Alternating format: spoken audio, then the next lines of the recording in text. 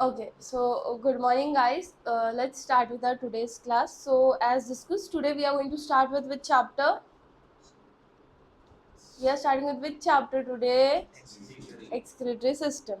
Now, when I say excretory system, हम लोग किस चीज़ का मेजर डिस्कशन करने वाले ये चैप्टर में? Excretion. Excretion का मतलब क्या होता है? Release of nitrogenous waste. That is, we are going to purely talk about urine formation and how to expel it out of the body. We'll also look for the disorders and other organs also which are involved in it. ठीक है, जैसे kidney के अलावा और भी there are different ways through which we are releasing out toxins from your body. जैसे कि respiration में we are releasing CO2. Then sweat से भी हम लोग रिलीज कर रहे हैं, राइट? स्वेट से भी रिलीज करते हैं ना. स्वेट में क्या होता है?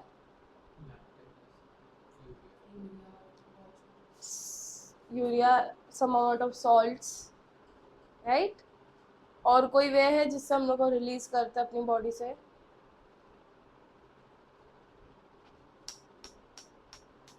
सोचो. ओके, बताओ. We talked about lungs, kidney, sweat glands और sebaceous glands भी आएंगे.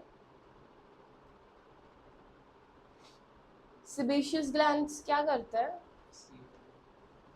sebum and oil secretion.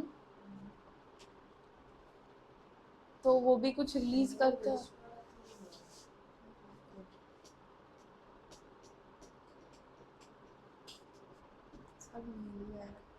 चलो, let's start with our main chapter. So we were summarizing the chapter. तब हम लोग ने डिस्कस किया था कि नॉर्मली जो रिलीज है उसको हमने 3 फॉर्म में डिवाइड किया है. अब मेजर जब हम लोग रिलीज कर रहे हैं तो we are releasing what? We are releasing urea, right? Urea है. So based on that we have divided things into three types: amniotic, urotelic and uricotelic, right? amniotic में कौन आएगा? amniotic में कौन आएगा? Fishes. amniotic fishes 50% ammonia 50% water होता है ना? बेसिकली नहीं, 50% नहीं, it's like ammonia less and water is more, because anyway they are always in the water. Aquatic lifestyle है ना, तो मैक्सिमम ऑफ वाटर उनके बॉडी में होगा, अमोनिया उतना नहीं होता, या लेट्स से यूरिया उतना नहीं होता. यूरिया कैसे फॉर्म होता है? अमोनिया से फॉर्म होता है ना urea. Then we have ureotelic. Ureotelic में क्या होता है? इसमें यूरिया अमोनिया होता है 50% वाटर होता है, जिसकी वजह से वो अपना यूरिया बन जाता है. And last is your uricotelic, जिसके अंदर क्या होता है? Uric acid, which is going to be in the semi liquid form, semi solid semi liquid form में होता है, राइट? एग्जाम्पल्स क्या है? If you look for amniotic, the example is aquatic amphibians and aquatic organisms. If we look for urotelic, we have mammals, marine fishes and terrestrial organisms में usually ये होता है. And uricotelic is majorly in birds, insects, snail. Clear? Simple? Shall we move ahead? Okay. अभी excretion important क्यों है? Because it is going to help you to maintain your homeostasis. Now, what is homeostasis? What is homeostasis? Yes, which is maintenance of steady state. When I say maintenance of steady state, किसका maintenance? ऐसा मैं एक जगह पे खड़ी रहूंगी, वो steady state. So here we are talking about your body temperature. Constant body temperature maintain करते हैं यहाँ पे. I'll write here maintenance of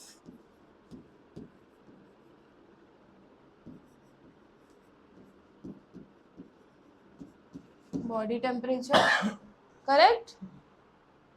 तो यहाँ पे हमारा एक मैकेनिज्म रन करता है जिसकी वजह से there is something called as in and out of things through which your body is going to maintain the temperature, या फिर we can also go with vasoconstriction and vasodilation, वो भी होगा। Vasoconstriction and vasodilation क्या होता है? Blood vessels constrict and dilate होती है, मतलब कॉन्ट्रैक्ट और रिलैक्स स्टेट में जाती है। ऑल्सो जो हमको गूज बम्स आते हैं उसमें भी vasodilation and vasoconstriction role play करता है। हाँ, सो विंटर्स में क्या होता है? हेयर्स इरेक्ट हो जाता है ना। क्यों इरेक्ट होता है? क्यों इरेक्ट होता है? अरे वैसो डायलेशन होता है, हाँ, बट क्यों? What is the reason why this happens? Why? कुछ रीजन है ना, कोई विंटर में ही क्यों होता है, समर में क्यों नहीं होता है? Then this is going to help you to maintain your body temperature, right. हमारे बॉडी हेयर्स जो है they have a very important role, that is the reason we have body hairs. पता है कि नहीं पता ये चीज? पक्का श्योर? क्या इंपॉर्टेंट रोल है बॉडी हेयर्स का? टेम्परेचर मॉडिफाई करने में हेल्प करते हैं ना। सो सिमिलरली होम्योस्टैटिस में जो हम लोग मैकेनिज्म बोल रहे हैं उसमें बहुत सारी चीज़ें आ जाती हैं। We can also go with your vasoconstriction, vasodilation, then जो हमारी बॉडी में मॉलिक्यूल्स का इन एंड आउट होता है, जिसकी वजह से इन एंड आउट मतलब गैसियस एक्सचेंज वगैरह, इसमें भी हमारा हेल्प होता है टेम्परेचर मेंटेन होने में। Okay, let's talk about what is osmo regulation. Osmo regulation का मतलब क्या होता है? बॉडी में सॉल्ट वाटर का बैलेंस मेंटेन करना। पढ़ा है? ऑस्मो रेगुलेशन कभी गलती से सुना है तुम लोग ने? What is osmo regulation? Maintaining the salt water concentration in your body, temperature में रोल प्ले करता है। तो ये ऑस्मो रेगुलेशन में मेजर रोल प्ले कौन करता है? डिफ्यूजन वगैरह होता है मॉलिक्यूल्स का। तो जब हम लोग पढ़ेंगे नेफ्रॉन में रीएब्जॉर्प्शन एंड ऑल, तो वहाँ पे वो रीएब्जॉर्प्शन वगैरह क्यों हो पा रहा है? With the help of diffusion and osmosis and all those process, right. Now, what do you understand by osmoconformers? What is osmoconformers? जो अपनी बॉडी का ऑस्मैटिक कंडीशन को मेंटेन कर सकते हैं, that means they can change or adapt themselves with based on their osmolarity. इसका मतलब क्या हुआ? What is osmolarity? What is osmolarity?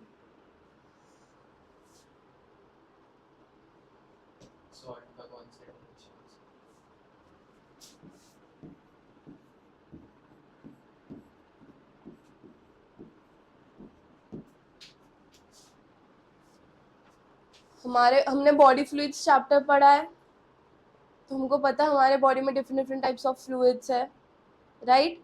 तो उनमें सॉल्ट्स के कॉन्सेंट्रेशन भी तो है। किसमें है सॉल्ट कॉन्सेंट्रेशन? ब्लड में। अरे ब्लड के कौन से कंपोनेंट में एग्जैक्टली? प्लाज्मा में होता है, राइट। तो हमारी बॉडी के जो फ्लूइड्स है, see they are important to carry things from one place to another. तो बॉडी फ्लूइड्स में लेट्स टेक एन एग्जांपल, अगर हमारे ब्लड में शुगर लेवल बढ़ गया तो हमको कैसे समझ आता है?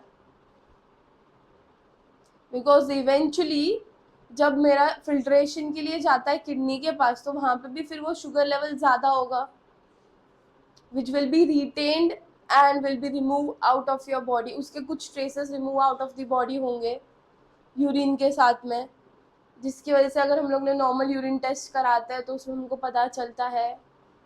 This is a basic thing. या जनरली भी अगर हमको ऑब्जर्व करना है कि a person is having high sugar या डायबिटिक है या नहीं है, so the urine is going to be sugary, sugar concentration होगा ना, स्वीट होगा ना. So if there is a spill of that urine, immediately वहां पे क्या आ जाएंगे, एंड्स आ जाएंगे, which is a very basic indication of a person having diabetes. Similarly जो यूरिन टेस्ट करके हम लोग को बहुत सारे बीमारी का भी पता चलता है. whenever you are ill, the doctor is going to prescribe you to get your blood test done and your urine test done. ये दो बेसिक चीज़ें जो हम लोग करते ही हैं. क्यों? क्योंकि यूरिन में जो हमारी बॉडी में कोई भी हार्मोनल इम्बैलेंस हो या कोई भी चीज़ का कॉन्सेंट्रेशन बढ़ गया हो, एल्ब्यूमिन ले लो, कीटोन बॉडीज ले लो, या शुगर का कॉन्सेंट्रेशन ले लो, कुछ भी चीज़ अगर बढ़ गई है तो that is going to show traces in your urine, through which we can figure out. Even अगर बॉडी में बैक्टीरियल इन्फेक्शन है तो वो भी हमको यूरिन के थ्रू पता चलता है. Is it clear? नॉर्मली अगर बेसिक तुम देखोगे, प्रेगनेंसी टेस्ट के लिए भी यूरिन ही यूज किया जाता है. Why? Because urine you are going to see the level of increase level of progesterone. चलो, let's move to the next part.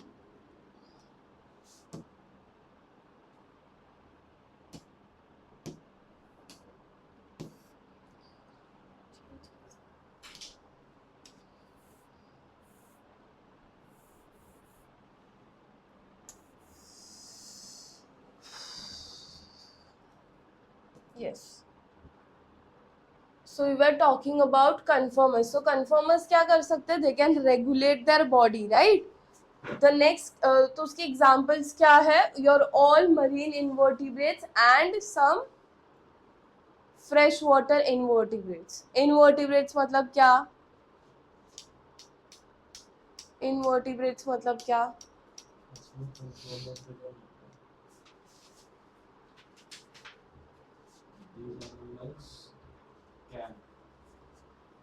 These animals cannot actively control osmotic condition. And जो osmoregulator, see the word conformers and the word regulator. So regulator is the one which will be able to regulate, और conformers मतलब जो regulate नहीं कर सकते. तो regulators का example क्या है? We have most of the vertebrates cannot regulate the osmotic condition. That means you need the proper process of osmoregulation to happen in your body. Regulate नहीं कर सकते मतलब प्रोसेस पूरा होना चाहिए. रेगुलेट कर सकते हैं मतलब प्रोसेस इतना कम्प्लीटली होने की ज़रूरत नहीं है, बॉडी ऑटोमेटिकली बैलेंस आउट कर देता है. This concept is very much connected with your that warm blooded and cold blooded organism जो हम लोग ने एनिमल किंगडम के टाइम पे डिस्कशन किया था. याद है कुछ? चलो, सो ऑस्मोरेगुलेटर्स के एग्जांपल्स क्या क्या है? Vertebrates and anything else? Vertebrates के अलावा कुछ है क्या एग्जांपल? तो वर्टिब्रेट्स में सब आ गए ना. what are the types of vertebrates you know? हाँ, amphibians, birds, mammals, reptiles, fishes. तो सारे कॉर्डेटा के जो भी है सब लोग आ जाएंगे. So you have a wide range of examples in this category. Now all organisms do not have kidney for excretion या नेफ्रॉन फॉर एक्सक्रीशन. इंस्टेड उनमें मॉडिफिकेशंस होते हैं, जैसे कि in annelids we have nephridia, then platyhelminthes, और इन सब में क्या होता है? We have learned about flame cells as well. Flame cells पढ़ा था हमने, किसमें पढ़ा था? Example flame cells. अर्थवर्म में क्या था?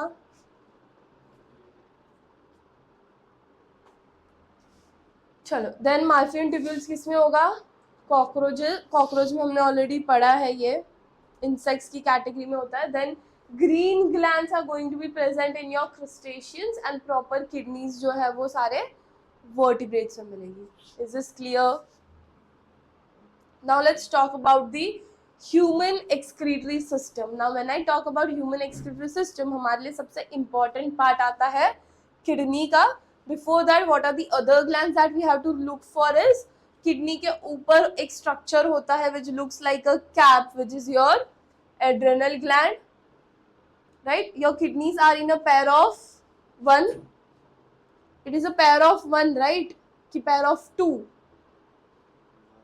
Pair of one. दोनों की पोजीशन सेम होती है क्या? नहीं. सो कैसी होती है? Which kidney is lower? Your right kidney is lower, slightly lower than left kidney due to the presence of ribcage नहीं, due to the presence of liver की वजह से वो चेंजेस है. Then we have, so this is your kidney. Kidney का structure हम लोग observe करेंगे तो किडनी में क्या क्या होता है? We have medullary pyramid, then outer structure is your capsule. अंदर होता है हमारे अंदर की तरफ जो बाहर का साइड है that is your cortex and internal is your medulla. Then these points near the columns are your calyx. Correct? Then here we have renal vein.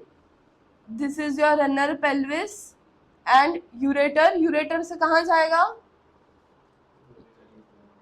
Ureter से urinary bladder, then urethra, and then out of your body. Now your urinary bladder is having a special muscle, which is your sphincter muscle. अब ये क्यों special muscle है? Why I'm calling sphincter muscle a special muscle? Because it is going to play the role in हमारा urinary bladder क्या है? It is a storehouse of urine. Temporary जो urine form हुआ है वो कहाँ पे store होता है? Urinary bladder में, right? तो are we able to control our urine? Control कर सकते हैं. तो वो कंट्रोल किसकी वजह से कर सकते हैं?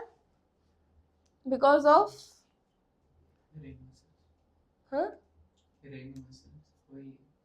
Because of sphincter muscles. So your sphincter muscles contract and relax ताकि यूरिन रिलीज हो, right? Tell me why kids urine so frequently and they can't control? क्योंकि उनके मसल्स डेवलप्ड नहीं होते, राइट? सेम सिचुएशन होता है व्हेन यू एज. एल्डरलीज में भी ये सेम इशू होता है. क्यों?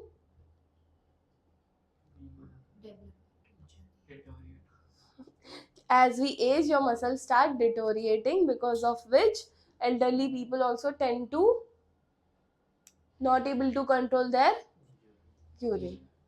Correct? और कहाँ पे होता है स्पिंचर मसल्स बॉडी में? Cardiac sphincter is in your heart. और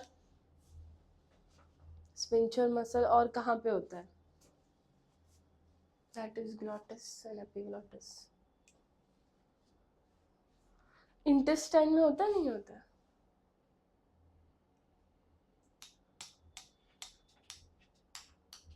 थिंक एंड टेल मी. तब तक let's continue with the structure. So your kidney is going to be bean shaped.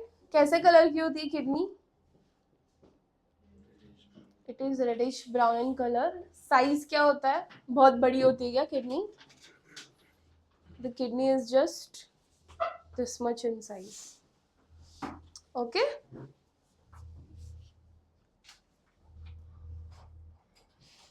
So your each kidney is going to measure how much? 10 to 12 centimeter in length and 5 to 7 centimeter in width. और thickness कितना होता है? 2 to 3 centimeter. So how much it is going to weigh? It is just going to weigh 120 to 170 gram depending upon the type, human type कैसा है या organism का type. ठीक है? सिंपल है इतना, सिंपल है, sure. Did we last class discuss about helium? What is helium? It is nothing but the concave margins that are arising at the opening is known as your helium. And उसके बाद में pelvis आता है, फिर your ureter, urinary bladder, urethra out of the body.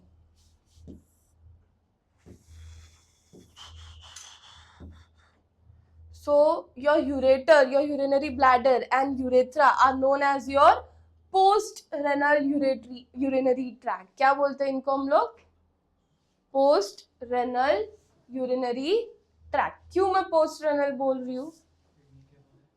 क्योंकि ये kidney का part नहीं है, they are out of the kidney, but they play a very important part in your process of excretion. Okay. Now see this line. In your urinary bladder, we have internal sphincter, which is made up of involuntary muscle, and outer में external sphincter होता है, which is of your voluntary muscle, because of which we are able to control. समझा? What is maturation? Huh? Neural impulse. Maturation is a neural impulse. वो पूरा process होता है.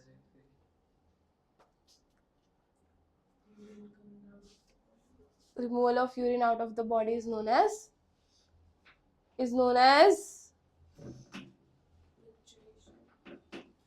नींद में हो गया तुम लोग. अभी उसने आंसर बोला ना, रिपीट तो कर सकते हैं ना at least. Let's understand the structure of nephron. So a basic nephron कितना होता है? It is going to be 3 centimeter long and we have 20 to 60 meter in diameter होता है. Centimeter. Good. Okay. Now we have divided nephron into two parts. First is your glomerulus and second is your renal tubule. Glomerulus में क्या क्या है? First we have efferent arteriole and efferent arteriole. Now can you tell me efferent arteriole wide है कि narrow है? Efferent arteriole why? Speed बढ़ जाएगी. कहाँ से आने वाला है वो पूछ रही हूँ मैं. Why? There is a reason. You already know ultrafiltration, इसलिए you are telling. But if you don't know तो तू क्या reason देगा?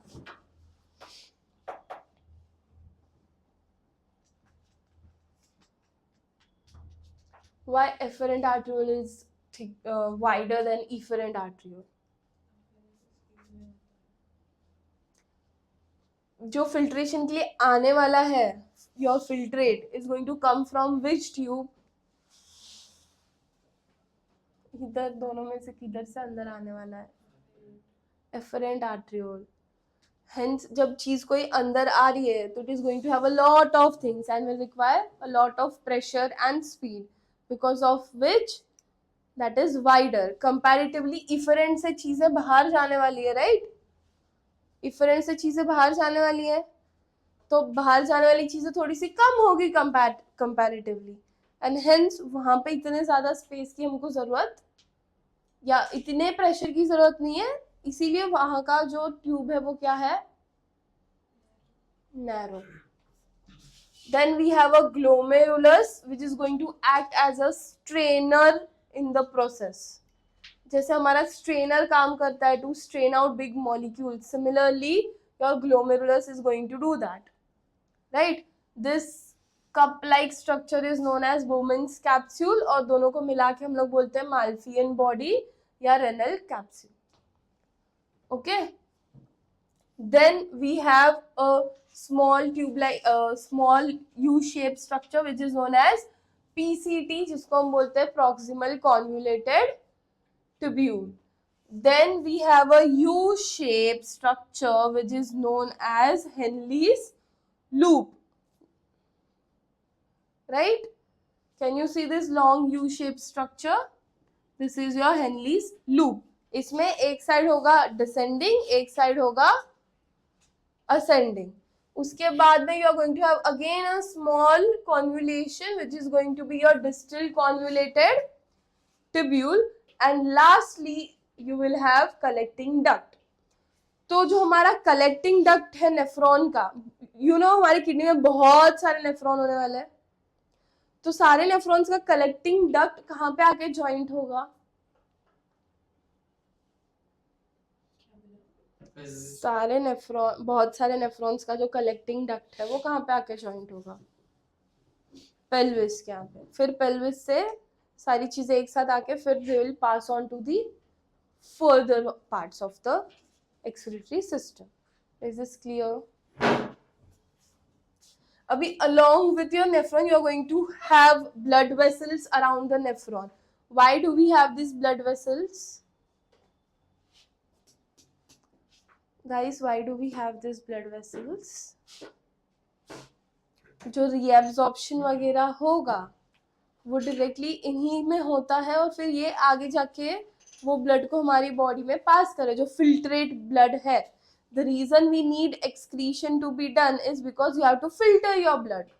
अगर मेरी किडनी काम करना बंद कर देगी तो मेरा ब्लड फिल्ट्रेट होगा कि नहीं होगा? होगा रे, चलता है क्या है. Can we survive on one kidney? Can you survive without kidney? बिल्कुल ही नहीं कर सकते सर्वाइव. Are you sure? अगर मेरी किडनी खराब हो गई है तो मैं सरवाइव कर सकती हूँ? हाँ, तो वो डायलिसिस कराएंगे हम लोग. तो now it depends the amount of failure of your kidney कि तुमको कितना फ्रीक्वेंट डायलिसिस चाहिए. राइट? नॉर्मली एक डायलिसिस जो पूरा प्रोसेस है वो कितना घंटा चलता है? 12 to 14 hours, which needs to be done twice a week. अब ये एक बेसिक है. अब ये तुम्हारी सीवियरिटी पे भी डिपेंड करता है कि तुमको एक्चुअल में इतना टाइम का लगेगा या नहीं लगेगा. कुछ लोग को 6 घंटे का भी चाहिए होता है, but then they need to go week में 3 बार या 4 बार, बिकॉज एक ही साथ में 12 घंटे बैठना इज अ टास्क. अगेन कुछ लोग वीकली वंस कराते हैं. I have a neighbour, she is in 11th, तुम्हारे जितनी है. उसको अस्थमा भी है एंड उसकी किडनीज भी काम नहीं करती. So she have to get dialysis done every week.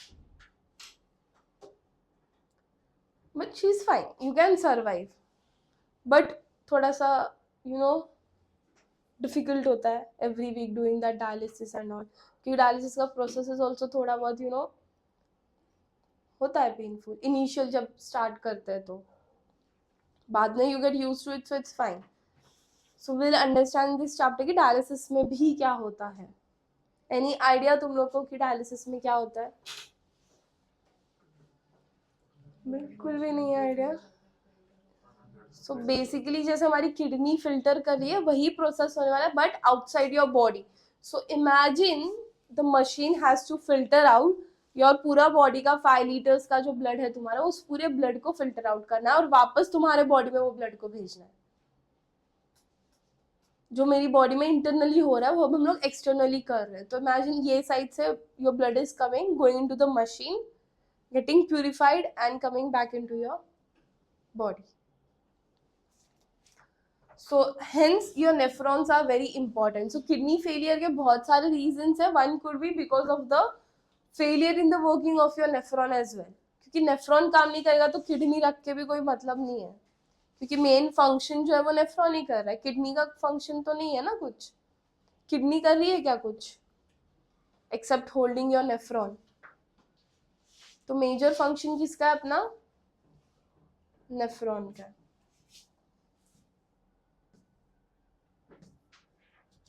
Now important thing is ये जो नेफ्रॉन है ना, इसका जो ये पार्ट है, this part is having a special cells which are known as podocytes. Can you see the point of podocytes? See, your inner side is going to have podocytes. अब ये podocytes क्यों होते हैं? to form a small filtration slits for things to pass on. जैसे मैंने बोला glomerulus में क्या होने वाला है, चीजें बड़ी चीजें फिल्टर आउट हो जाएंगी and you will get a glomerular filtrate which is going to pass inside your renal tube basically. तो जो रेनल ट्यूब में पासिंग हो रहा है उसका प्रॉपर पासिंग के लिए you are going to have podocytes. Is it clear? Now these podocytes are arranged in a particular manner, as I said you, which will help for filtration slits. Then PCT के बारे में हमने समझ लिया कि what is PCT, where it is placed, right? Then we have loop of Henle, then descending, ascending. Then we have DCT. Okay, let's understand the mechanism of urine formation. So urine form कैसे होता है? As we already discussed, there are how many major steps for forming urine? How many major steps for formation of urine? There are 3 major steps. First is your ultrafiltration, which is also known as your glomerular filtration. Second is your selective tubular reabsorption, and third is your tubular secretion. Understand one thing, हमारे इस पूरे process में reabsorption and secretion, these are the 2 terms. Are these 2 terms same or different?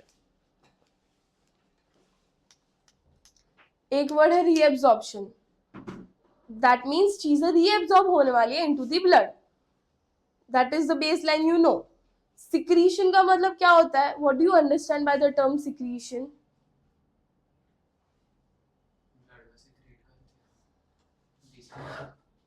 क्या secrete करेगा फिर? Secrete का मतलब क्या होता है? Tell me that first. When I say the word secretion, what does that mean? To release, right? या कोई चीज बनना और रिलीज होना, let's say.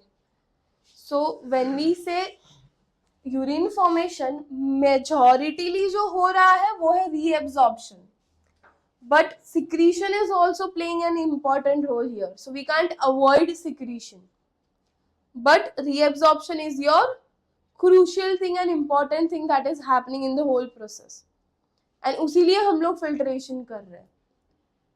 Now can you guys tell me where is urea formed in your body?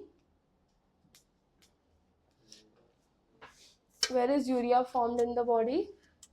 In the liver. और urine कहाँ form हो रहा है?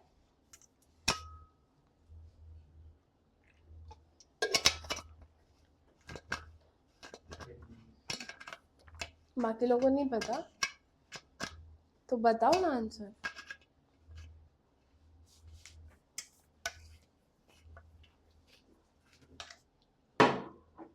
Okay, so first है अपना ultrafiltration and will start with the ultrafiltration. ठीक है, अब अल्ट्रा फिल्ट्रेशन में it is very important for the blood to come in a huge pressure ताकि चीजें फिल्ट्रेट हो सके. What you guys have to remember is कि what exactly is getting filtrate here. यहाँ पे हमारा मेन कंपोनेंट क्या है जो फिल्टर आउट हो रहा है?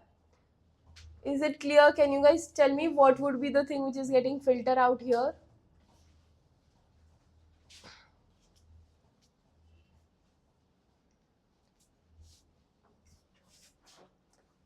हाँ.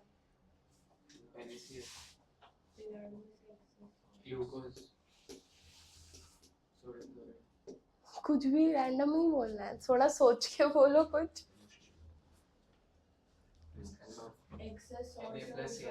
वो तो आगे होगा ना. Filter out means what would be left outside and what is going to go inside the nephron for proper filtration process. तो बाहर क्या रह जाएगा? प्रोटीन रह जाएगा, RBCs रह जाएंगे, RBC WBC रह जाएगा, राइट? एंड जो बाकी के मॉलिक्यूल्स है वो सारे क्या जाएंगे? अंदर चले जाएंगे. So about 20% of plasma fluid filters out into your Bowman's capsule. This line we have to remember it very well. Am I clear? So normally approximately कितना बन रहा है अपना? So जो what is GFR plays a very important role again, which is glomerular filtration rate. What is GFR? It it is nothing but the amount of filtrate formed by kidney per minute. अब ये filtrate मतलब क्या, जो Bowman's capsule filtration करके renal tube में डाल रही है, right? तो GFR in a healthy individual is approximately 125 ml per minute, that is 180 liters per day. ये numbers याद रखने हैं हमको, mark that numbers. Moving ahead, so on an average there is 1100 to 1200 ml of blood which is filtered by kidneys per minute. Per minute कितना हो रहा है?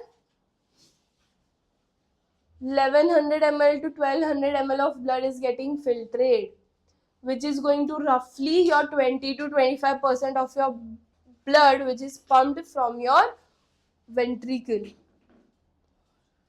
So it is equally, जैसे हमारा जो deoxygenated blood है, oxygenated blood है, जो हम लोग ने circulatory system में पढ़ा है, that is directly connected with this part also, because यहाँ से deoxygenated blood heart के पास जाएगा या oxygenated blood heart के पास जाएगा?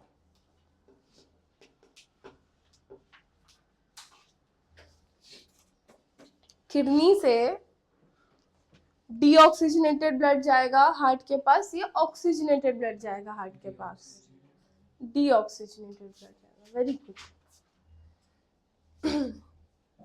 सो कार्डियक आउटपुट हमने पढ़ा था कहीं पे, याद है? Cardiac output, what is the formula for cardiac output? Very good, good. So and of this blood about 650 ml is the blood plasma, जिसमें से हम लोग ने ऑलरेडी डिस्कस किया 55% क्या होता है और ब्लड में कितना होता है. 55% क्या होता है? प्लाज्मा. और बचा हुआ क्या होता है? सेलुलर एलिमेंट्स होते हैं ना, जिसमें आरबीसी, डब्ल्यूबीसी और प्लेटलेट्स आ जाएंगे. सो ये जो 650 ml बना है उसको हम बोलेंगे रेनल प्लाज्मा फ्लो. क्या बोलेंगे? Renal plasma flow. तो अगर मुझे फिल्ट्रेशन फ्रैक्शन निकालना है तो मैं कैसे निकालूंगी? GFR upon RPF. GFR का फुल फॉर्म क्या है? RPF का फुल फॉर्म क्या है? Good. So we got this as, ये हमने ऑलरेडी लिखा 125 ml, then we have 650 ml, दोनों को डिवाइड किया तो you got 1/5. Is this clear? ठीक है. अभी यहाँ पे there are certain membranes through which they are passing, right? अब वो membrane से पास होने के बाद ये प्रॉपर फिल्ट्रेशन के लिए सिर्फ प्रेशर चाहिए हमारे लिए, मेजर इंपॉर्टेंट थिंग है. तो यहाँ पे 3 टाइप के प्रेशर हमको मिलेंगे. कितने टाइप के प्रेशर मिलेंगे? 3 types. First is your glomerular hydrostatic pressure, second is your colloid osmotic pressure of blood, and third is capsular hydrostatic pressure. Third one is capsule का pressure. First is your glomerular, जो अंदर का strainer है उसका pressure, and second is your blood cup osmotic pressure. ये तीनों pressure role play करेंगे for the filtration. So जो अल्ट्रा फिल्ट्रेशन हम लोग बोल रहे हैं उसमें बहुत ही इंपॉर्टेंट रोल होता है प्रेशर का. अगर कोई चीज मैंने स्लो डाली तो वो स्ट्रेन आउट अच्छे से नहीं होगी. Things to get strain out you need a good amount of pressure. So first is your glomerular hydrostatic pressure. किसकी वजह से बनेगा? Because of glomerular capillaries, right? Which is because of your difference in the diameter of afferent and efferent arteriole. So the main driving force to cause filtration is your this pressure that we already discussed, right? Afferent और efferent arteriole के बारे में हमने already discuss किया. Yes, which is amount 60 to 75 mm Hg is the basic range जो है वो होती है. Now, colloid osmotic pressure is the osmotic pressure created in the blood of glomerular capillaries due to plasma proteins. So, plasma proteins की वजह से जो pressure create हो रहा है उसको हम लोग क्या बोल रहे हैं? Colloid क्या बोल रहे हम लोग? कोलॉइड ऑस्मोटिक,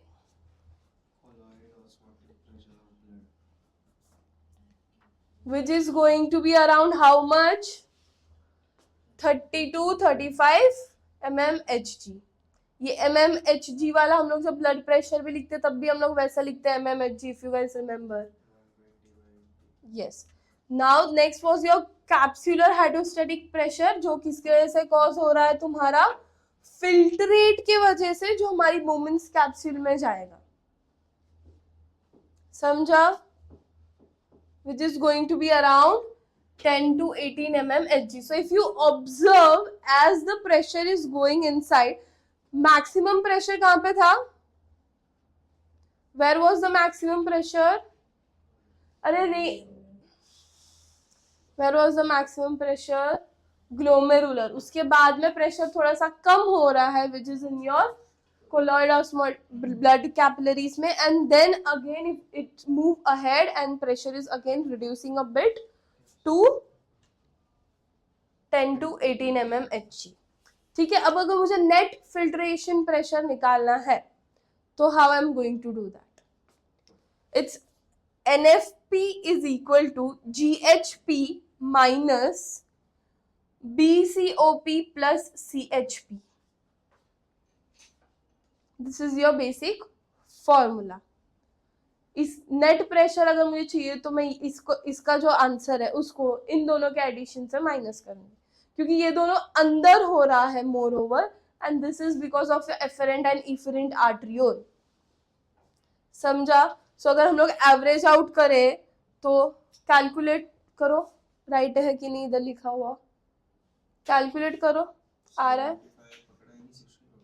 कुछ भी पकड़ो, 75 या 60 पकड़ के, 75 पकड़ के कैलकुलेट करो. चलो, and tell me what you are getting as the answer. करो और बताओ. 60 पकड़ा तो 10 आया, 75 पकड़ा. Is this clear? ये तीनों प्रेशर क्लियर है? ये तीनों प्रेशर के वजह से ही अल्ट्रा फिल्ट्रेशन पॉसिबल है. हमने प्रीवियस स्टैंडर्ड्स में सिर्फ अल्ट्रा फिल्ट्रेशन क्या होता है ये टर्म समझा है. एग्जैक्टली क्यों पॉसिबल है? Because of this 3 pressures. Is this part clear? Is this part clear? चलो, सेकेंड प्रोसेस क्या है मेरा? Selective tubular reabsorption. क्या है? Selective tubular reabsorption. Now what is happening in reabsorption?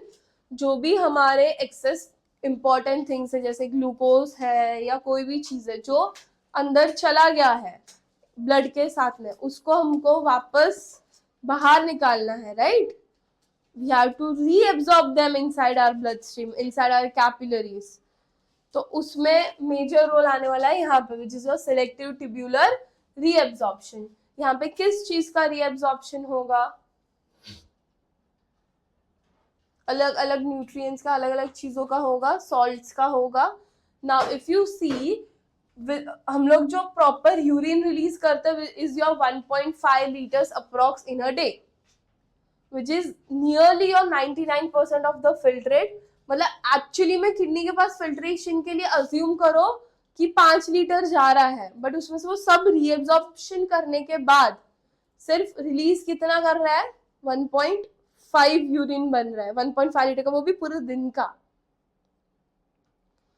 It's similar to like I am giving 100% for straining, but सिर्फ 1% उसमें से waste निकल रहा है, बाकी सारा जो है वो वापस बॉडी में रीएब्जॉर्ब हो जाता है. ठीक है? सो ये प्रोसेस में क्या हो रहा है? Your tubes, the renal tubes. So first process was purely with your glomerulus.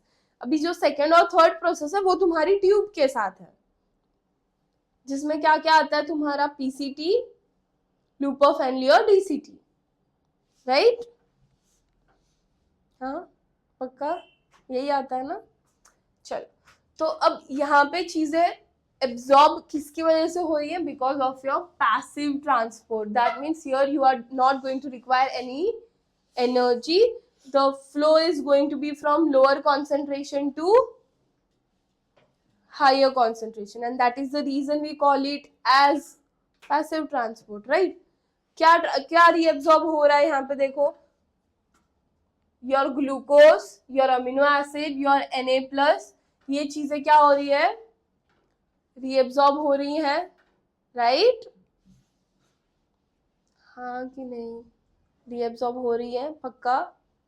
So almost 70 to 80% of your electrolytes and waters are getting reabsorbed.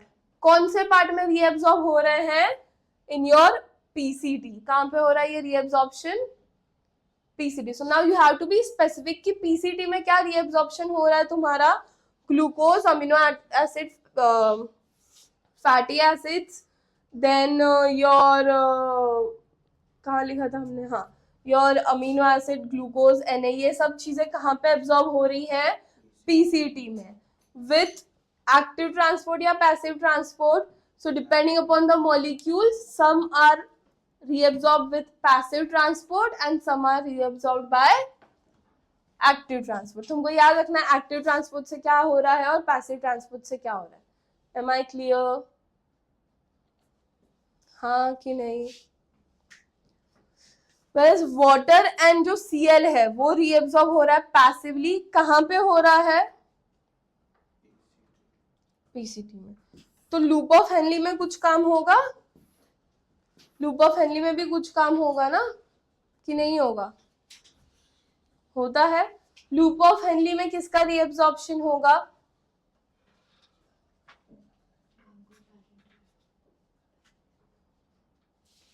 Pause.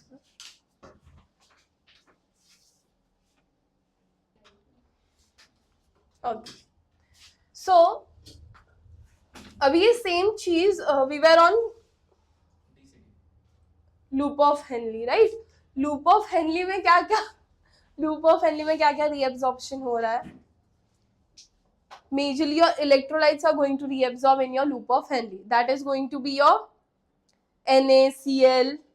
इन सब के जो concentrations है उनका reabsorption होगा along with your water का reabsorption, right?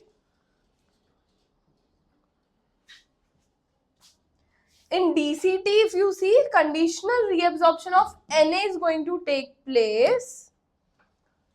और जो अपना aldosterone hormone होता है, have you ever heard about the hormone aldosterone?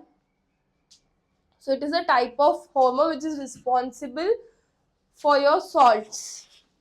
ठीक है? So that is reabsorbed actively due to ADH. What is ADH? What is antidiuretic hormone? Now these hormone is going basically ये result करता है diuresis में. Now what is diuresis? Guys, what is diuresis? ADH is antidiuretic hormone. What is diuresis? जिसके वजह से हमको excess urine secretion होगा. What could be the example of diuresis? Alcohol, water, cold beverages, coffee, right? तो ये जो ADH है, this is going to play a very important role in your urine secretion. Your DCT is also capable of reabsorbing HCO3. What is HCO3? Bicarbonate. कहाँ पढ़ा था bicarbonate? Very good.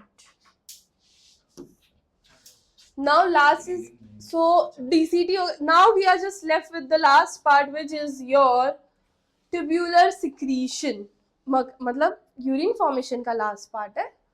Tubular secretion क्या हो रहा है majorly यहाँ पे, क्या हो रहा है? It is a active process which is going to occur in your PCT, DCT and collecting duct.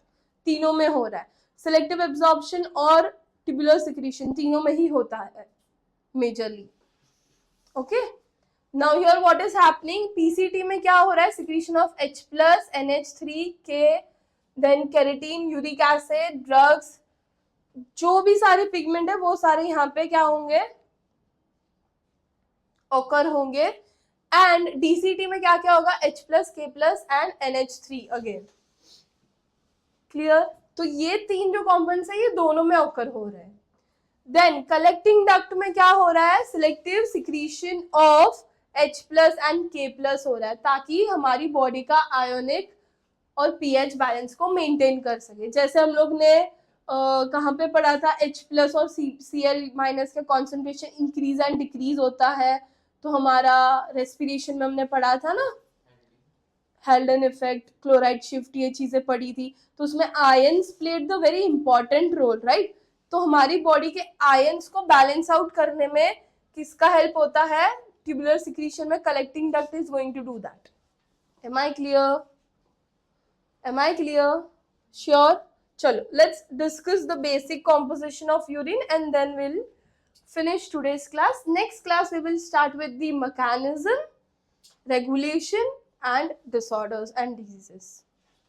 Clear? चलो, so urine का composition में क्या होता है, 95% we are going to have. 95% क्या होगा,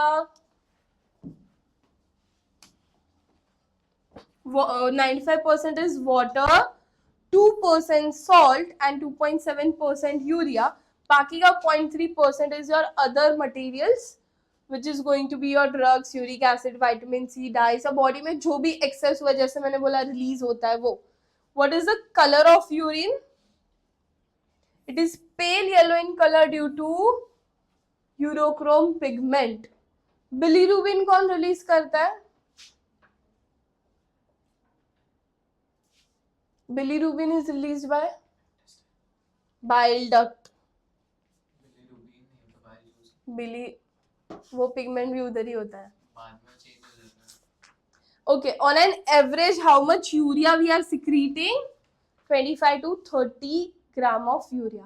pH क्या है यूरिन का? Slightly acidic, which is 6. Now it can differ with your type of food intake, concentration. अगर concentration ज़्यादा है तो my urine is going to be acidic or basic? Acidic. Concentration कम है तो it is going to be either slightly acidic या basic भी हो सकता है, but in rare cases.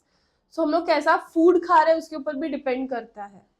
जैसे अगर तुमने बहुत ज़्यादा स्पाइसी और एसिडिक फूड खाया है तो eventually it is going to result in the change in your urine का पीएच, है ना. ठीक है. And an adult excrete on an average 1 to 1.5 liters of urine per day. Simple, easy. Next class हम लोग बाकी का पार्ट कंटिन्यू करेंगे. For today we are going to end this class.